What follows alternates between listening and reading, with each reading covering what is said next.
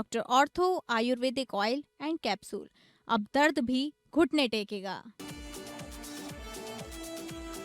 कबीरधाम में भोरमदेव पहुंचे सीएम साय ने पत्नी संग की पूजा अर्चना।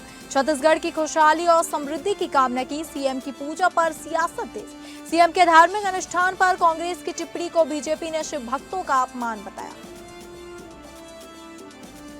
जेपीएससी परीक्षा में अनियमितता मामला दूसरे दिन भी सीआईडी कार्यालय में आयोग के पूर्व अध्यक्ष एल खियांगते से पूछताछ।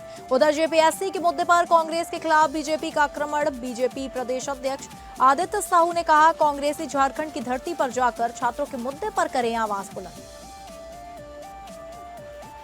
जांजगीर चांपा जिला अस्पताल में जनरेटर चलाने के नाम पर डीजल खरीद घोटाला। 3 दिन में 1,10,000 रुपए की डीजल खरीदी पर विधायक व्यास कश्यप ने बड़ी धांधली का लगाया आरोप। बीजेपी जिलाध्यक्ष ने विधायक के आरोप को बेबुनियाद बताया।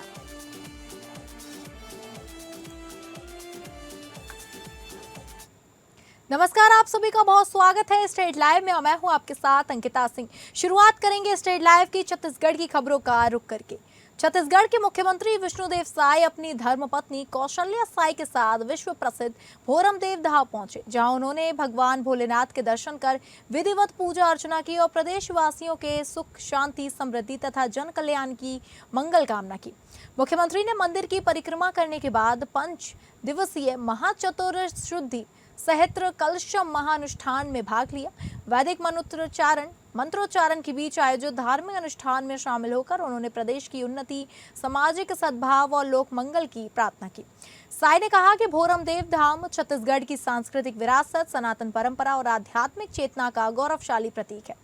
ऐसे महानुष्ठान न केवल प्राचीन वैदिक परंपराओं की नई पीढ़ी तक पहुंचाते हैं, बल्कि समाज में सकारात्मक ऊर्जा और सामाजिक समरसता को भी मजबूत करते हैं। उन्होंने बताया कि 30 जुलाई से शुरू हो रहे श्रावण मास के दौरान इस वर्ष भी वे भोरमदेव पहुंचकर कावड़ यात्रियों पर पुष्प वर्षा कर उनका स्वागत करेंगे। साय ने कावड़ यात्रा को भारतीय संस्कृति और आस्था की जीवंत परंपरा बताया। आज बाबा भोरमदेव के दरबार में हम सब परिवार पहुंचे हैं और साथ में हमारे विधायक महोदया श्रीमती भावना बोहरा, हमारे जिला भाजपा के अध्यक्ष, हमारे संगठन के लोग, सभी लोगों की उपस्थिति में केरल के पंडितों द्वारा बाबा भोरमदेव की विधिवत पूजा अर्चना की गई है और छत्तीसगढ़ की खुशहाली की कामना किए हैं। छत्तीसगढ़ में खुशहाली हो, छत्तीसगढ़ में सुख समृद्धि हो, हर घर में समृद्धि हो, इसकी कामना बाबा भोरमदेव। छत्तीसगढ़ की खुशहाली है, छत्तीसगढ़ में सबके घर में सुख समृद्धि हो, इसके पीछे उद्देश्य ही। छत्तीसगढ़ के मुख्यमंत्री विष्णुदेव साय के भोरमदेव मंदिर में आयोजित धार्मिक अनुष्ठान को लेकर सियासी बयानबाजी तेज हो गई है। भारतीय जनता पार्टी के प्रदेश प्रवक्ता अमित चिमनानी ने कांग्रेस की टिप्पणी की कड़ी आलोचना करते हुए इसे सनातन आस्था और करोड़ों हिंदुओं की धार्मिक भावनाओं का अपमान बताया। उन्होंने कहा कि भगवान शिव की आराधना भारत की सनातन परंपरा का भिन्न हिस्सा है और किसी श्रद्धालु की पूजा अर्चना पर सवाल उठाना उचित नहीं है। बीजेपी ने आरोप लगाया कि कांग्रेस धार्मिक आस्था को राजनीतिक मुद्दा बना रही है, जबकि मुख्यमंत्री प्रदेश की सुख समृद्धि और जन कल्याण की कामना से धार्मिक अनुष्ठानों में शामिल होते हैं। भाजपा ने कांग्रेस से इस मुद्दे पर अपना रुख स्पष्ट करने की भी मांग की। काम किया है। छत्तीसगढ़ की प्राचीनतम एवं ऐतिहासिक धरोहर बाबा भोरमदेव मंदिर में माननीय मुख्यमंत्री जी द्वारा शिव की उपासना करने पर कांग्रेस ने उपहास उड़ाया है, राजनीतिक टिप्पणी की है, इसे तंत्र विद्या से जोड़ने का काम किया है। ये छत्तीसगढ़ की ऐतिहासिक धरोहरों का अपमान है, राष्ट्र में रहने वाले करोड़ों शिव भक्तों का अपमान है। शायद कांग्रेस ने ये टिप्पणी करके लोगों से ये अपील की होगी कि शिव की आराधना न की जाए।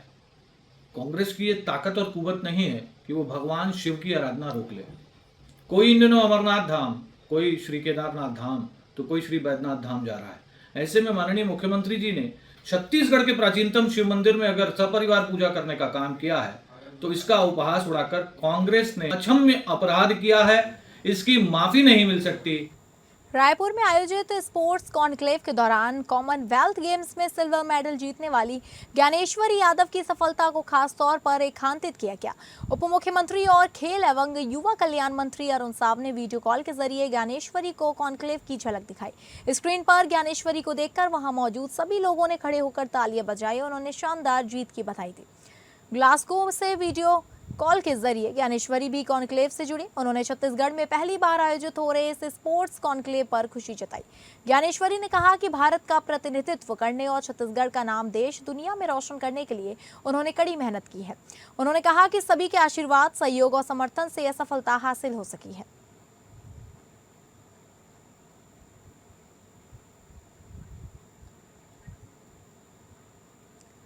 संत शिरोमणि गुरु रविदास जी की 650वीं जयंती के अवसर पर भारतीय जनता पार्टी ने समरसता संकल्प अभियान के तहत जागीर जिला भाजपा कार्यालय में प्रेस वार्ता आयोजित की। इस दौरान पार्टी नेताओं ने सामाजिक समरसता, समानता और भाईचारे का संदेश जन जन तक पहुंचाने का संकल्प दोहराया। प्रेस वार्ता को संबोधित करते हुए पूर्व सांसद कमला देवी पाटले ने कहा कि संत गुरु रविदास जी के विचार आज भी समाज को नई दिशा देने वाले हैं। उन्होंने कहा कि भाजपा उनके आदर्शों को अपनाते हुए देश भर में समरसता संकल्प अभियान चला रही है। वहीं जिला भाजपा अध्यक्ष अम्बेश जागड़े ने अभियान की रूपरेखा और आगामी कार्यक्रमों की जानकारी देते हुए समाज के सभी वर्गों से इसमें सहभागी बनने की अपील की। संत शिरोमणि गुरु संत रविदास जी का 650वीं जयंती मनाने के लिए पूरा देश व्यापी कार्यक्रम किया जा रहा है, जिसमें देश भर के संत महात्माओं को, प्रबुद्ध जनों को, भारतीय जनता पार्टी के कार्यकर्ता से लेकर के समाज के कार्यकर्ता, स्कूल के, कॉलेज के, विश्वविद्यालय के, सभी जगह के छात्र छात्राएं, सबको संत शिरोमणि रविदास, गुरु रविदास जी के जो विचारधाराएं हैं, जो समाज सुधारक हैं, जिन्होंने समरसता के राह में चलना सिखाया, जिन्होंने भेदभाव को मिटाने का काम किया, ऐसे उनके विचारधाराओं को जन जन तक पहुंचाने के लिए भारतीय जनता पार्टी ये कदम उठाई है। गुरु रविदास जी के 650वीं जयंती को हर्षोल्लास के साथ मनाने के लिए राष्ट्रीय नेतृत्व के द्वारा, प्रदेश नेतृत्व के द्वारा निर्णय लिया गया है। जांजगीर चांपा से बिजली कटौती की समस्या जिला अस्पताल प्रबंधन के लिए भ्रष्टाचार करने का अवसर बन गया है। जांजगीर चांपा विधायक व्यास कश्यप ने जिला अस्पताल प्रबंधन पर 3 दिन में 1,10,000 रुपए की डीजल खरीदी घोटाला का आरोप लगाया है और जिला अस्पताल के सिविल सर्जन पर भाजपा के पदाधिकारियों की गाड़ियों में शासकीय राशि से डीजल भरवाने का आरोप लगाया। उन्होंने कलेक्टर को ज्ञापन सौंपकर सिविल सर्जन के 4 महीने के कार्यकाल में डीजल खरीदी की जांच कराने की मांग की है। भाजपा नेताओं पर शासकीय डीजल लेने के आरोप से घिरे बीजेपी जिलाध्यक्ष अम्बेश जागड़े ने व्यास कश्यप के आरोपों को तथ्यहीन और बदनाम करने की साजिश बताया और कहा कि किस बीजेपी नेता की गाड़ी जिला अस्पताल की पर्ची से डीजल डला है उसे विधायक बताएं। मामले की जांच होनी चाहिए। अगर जांच में बीजेपी नेताओं की संलिप्तता नहीं मिलती तो मानहानि का दावा करेंगे। जी, इस बारे में मैं आप लोगों को जानकारी देना चाहूँगा। जिला अस्पताल जांजगीर में 3 बड़े बड़े जनरेटर लगे हुए हैं, जिसकी एक की कैपेसिटी 250 kVA की है, जिसकी एक जनरेटर की कैपेसिटी 1 घंटे में अगर वो फुल कैपेसिटी से चलता है 50 से 55 लीटर डीजल वो 1 घंटे में ले सकता है। अगर वो 12 घंटे चले, 50 के एवरेज से मानेंगे तो 12 घंटे में वो 600 लीटर डीजल अकेला जनरेटर ले सकता है। उसके लिए तो मैं भी थोड़ा छानबीन मैं भी कर रहा हूँ। उनके द्वारा कहा गया मेरे पास भी है और कल शायद रायपुर से टीम आई थी जांच वगैरह के लिए। मैं उस जांच टीम जो आई थी उसका मैं लूँगा, उसके बाद मैं उसके ऊपर कार्रवाई के लिए करूँगा। अभी नया ये और जानकारी आ रही है कि डीजल में भी भ्रष्टाचार हो रहा है, लेकिन 3 दिन में 1,10,000 का डीजल खपत बताया जा रहा है। गौ माता को राष्ट्रमाता घोषित करने तथा पूरे भारत में कत्ल खानों को बंद करने की मांग को लेकर बेमेतरा में श्रद्धालुओं और गौ सेवकों ने प्रार्थना रैली निकाली। रैली शहर के विभिन्न मार्गों से होकर कलेक्ट्रेट परिसर पहुंची, जहां जिला प्रशासन को राष्ट्रपति एवं प्रधानमंत्री के नाम ज्ञापन सौंपा गया। बेमेतरा में गौ संरक्षण और गौ संवर्धन की मांग को लेकर विभिन्न सामाजिक एवं धार्मिक संगठनों के लोगों ने प्रार्थना रैली निकाली। रैली में शामिल लोगों ने गौ माता को राष्ट्रमाता घोषित करने और देश भर में संचालित कत्ल खानों को बंद किए जाने की मांग उठाई। रैली शहर के प्रमुख मार्गों से होते हुए कलेक्ट्रेट परिसर पहुंची। वहीं प्रदर्शनकारियों ने शांतिपूर्वक अपनी मांगों के समर्थन में नारे लगाए और जिला प्रशासन के माध्यम से राष्ट्रपति एवं प्रधानमंत्री के नाम ज्ञापन सौंपा। राजपूत है, यहाँ हम लोग कलेक्टर महोदय से निवेदन करने आए हैं कि जो हमारी गैया है, जिसको हम लोग गौ माता मानते हैं, पूरे भारत देश में यह अभियान चल रहा है, गौ सम्मान आवाहन अभियान, जिसके तहत ये है कि वो गौ माता के लिए एक सशक्त कानून बनाए, जिससे हमारी गौ माता के हत्यारों को और दोषियों को सख्त से सख्त मतलब कार्यवाही हो, उनके ऊपर उनको सजा मिले। पूर्ण भारत में संतों की आज्ञा से गौ सम्मान आवाहन अभियान प्रारंभ किया गया है और एक जो है प्रथम चरण में 27 अप्रैल को हुआ और अभी 27 जुलाई को द्वितीय चरण में हम लोग आए हैं। कलेक्टर महोदया को ये ज्ञापन सौंपना चाहते हैं। संपूर्ण भारत वर्ष से और हमारे छत्तीसगढ़ के अन्य जिलों से लाखों भक्तों ने, गौ भक्तों ने अपना यहाँ पर हस्ताक्षर किया है और यह हस्ताक्षर कलेक्टर महोदया तक हम पहुँचाना चाहते हैं ताकि वो हमारे प्रधानमंत्री जी को, यशस्वी मुख्यमंत्री जी तक बात पहुँचाए।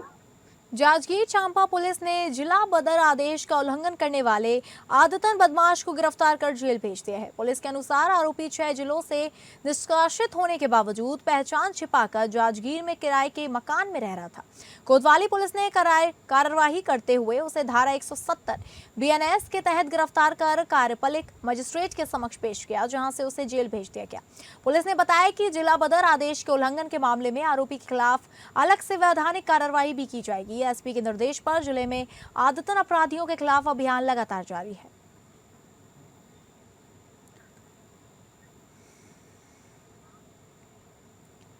छत्तीसगढ़ के शक्ति जिले स्थित प्रसिद्ध दमाऊ धारा में नहाने के दौरान एक बड़ा हादसा हो गया। दुर्ग जिले से अपने दोस्तों के साथ घूमने आए युवक का पैर फिसलने से वह झरने के तेज बहाव में बह गया और लापता हो गया। घटना के बाद साथियों ने तुरंत पुलिस और जांजगीर चांपा की DDRF टीम को सूचना दी। मौके पर पहुंची टीम ने देर शाम तक तलाश अभियान चलाया, लेकिन युवक का कोई सुराग नहीं मिल सका। अंधेरा होने के कारण फिलहाल रेस्क्यू अभियान रोक दिया गया है, जिसे फिर से शुरू किया जाएगा। घटना के बाद मौके पर लोगों की भारी भीड़ जुट गई है। लड़के लोग कल के आए थे भिलाई छावनी से और 6 लड़के आए थे यहाँ। तो उनमें से एक लड़का प्रतीक कंवर नाम से ऊपर नहाने गए थे झरना में, तो वहीं से पत्थर से फिसल करके गिर गया है नीचे में। तो उसी की बॉडी की तलाश में अब आज लगे हुए हैं। तो उन्हीं लोगों ने गांव की मदद से थाना में सूचना दिया, तो फिर हम लोग आए हैं और रेस्क्यू टीम आई है। अभी रेस्क्यू टीम खोजबीन कर रही है, अभी तक पता नहीं चला है। सर, हमें सूचना मिली करीब 10 बजे कि 6 लोग ये लोग भिलाई से आए थे, जिसमें झरने में ये लोग नहाने गए थे। तो उसमें से एक युवक जिसका नाम प्रतीक कंवर बताया जा रहा है, उसका पैर फिसल गया है और वो झरने के सहारे डैम में जा गए, जिसकी SDRF टीम अभी जांच कर रही है। तो अभी कुछ पता नहीं चल पाया है। स्वागत है स्टेट लाइव में। खबरों में आगे बढ़ेंगे और बात करेंगे झारखंड की खबरों का रुख करके। JPSC यानी कि झारखंड लोक सेवा आयोग परीक्षा में अनियमितता एवं गड़बड़ी मामले में पूछताछ को लेकर आयोग के पूर्व अध्यक्ष एल खियांगते आज सुबह फिर CID के रांची कार्यालय पहुंच चुके हैं। दरअसल इस मामले में पूर्व अध्यक्ष को सोमवार को मिले नोटिस के बाद उन्हें मंगलवार को भी CID कार्यालय में पूछताछ के लिए बुलाया गया था, जहां करीब 8 घंटे तक टीम द्वारा कई एंगल से पूछताछ की गई। तो वहीं इस दौरान कल पूर्व अध्यक्ष का पासपोर्ट भी जब्त कर लिया गया। हालांकि CID द्वारा इस बात की अभी तक सार्वजनिक पुष्टि नहीं हुई है। जानकारी मिली है कि मंगलवार को पूछताछ में SIT ने एक ख्यांगते से ब्लैक लिस्टेड कंपनी के चयन में उनकी भूमिका, गड़बड़ी के सूत्रधार, TDPL के मार्केटिंग मैनेजर और अब खाद्य आपूर्ति पदाधिकारी के पद पर कार्यरत अभय तिवारी से उनके संबंध पर सवाल किया। साथ ही उप परीक्षा नियंत्रक श्वेता गुप्ता तबादले के बाद भी JPSC में कैसे बनी, ये सवाल भी उनसे किया गया।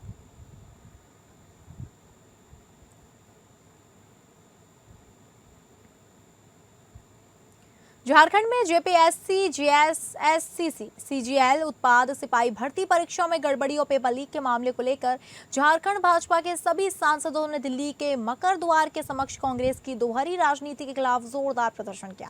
इस मौके पर भाजपा के प्रदेश अध्यक्ष सह राज्यसभा सांसद आदित्य साहू ने छात्रों एवं युवाओं के मुद्दे पर कांग्रेस द्वारा दोहरी राजनीति करने का आरोप लगाया।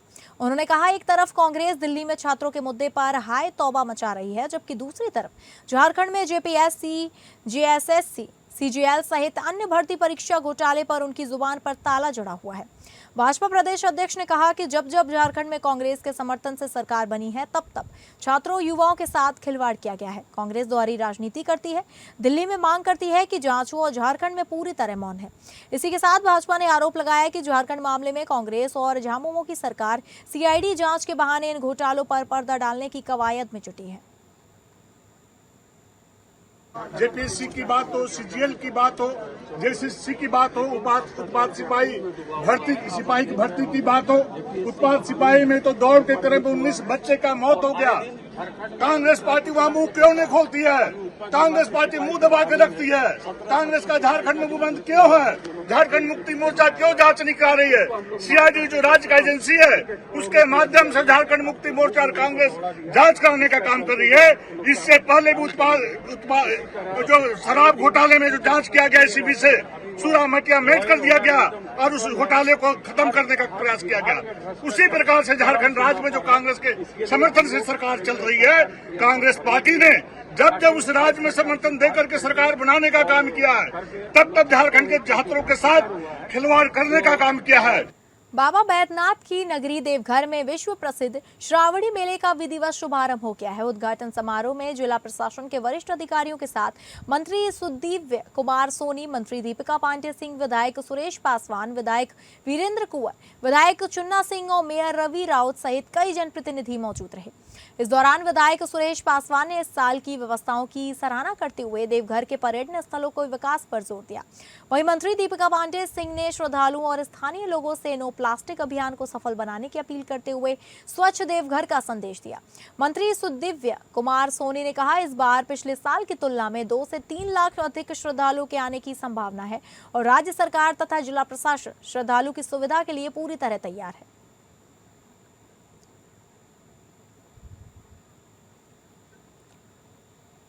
अब रुक करेंगे राजस्थान की खबरों का, जहां राजस्थान के मकराना में एक विद्यालय के भीतर 3.5 वर्ष की मासूम बच्ची के साथ हुई दरिंदगी की घटना को लेकर सियासी बयानबाजी तेज हो गई है। इस मामले पर प्रतिक्रिया देते हुए विपक्ष ने घटना को मानवता को शर्मसार कर देने वाला बताते हुए सरकार से केस ऑफिसर स्कीम के तहत तत्काल कार्रवाई और फास्ट ट्रैक कोर्ट में सुनवाई की मांग की है। साथ ही दोषी को जल्द से जल्द कड़ी से कड़ी सजा दिलाने और पीड़ित परिवार को सुरक्षा एवं हर संभव सहायता उपलब्ध कराने की मांग भी उठाई है। बयान में कहा गया कि बच्चियों की सुरक्षा सरकार की सर्वोच्च जिम्मेदारी है और ऐसे कदम उठाए जाने चाहिए जिससे अभिभावक अपनी बेटियों को स्कूल भेजते समय खुद को सुरक्षित महसूस कर सकें।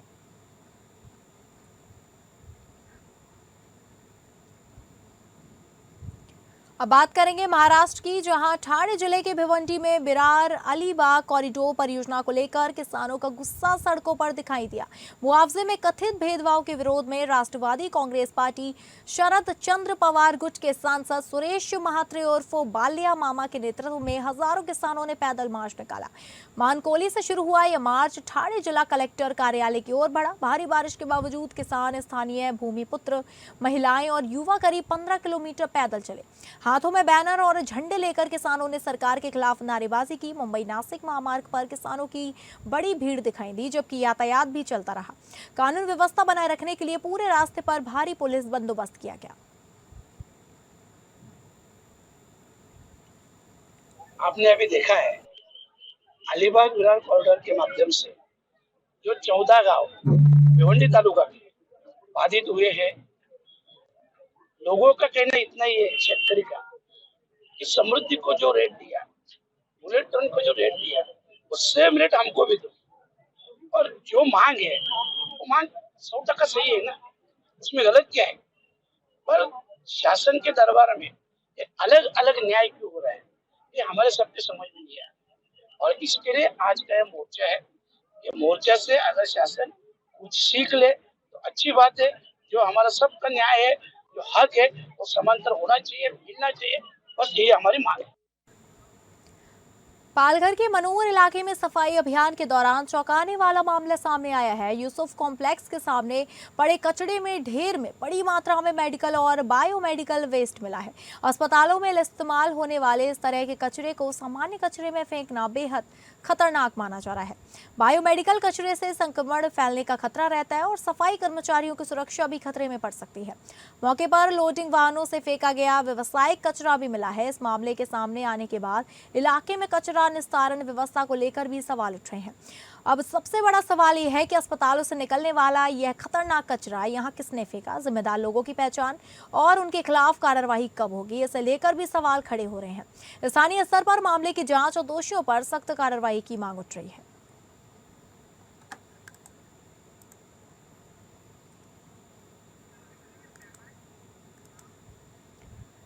तो फिलहाल स्ट्रीट लाइव में बस इतना ही। नमस्कार।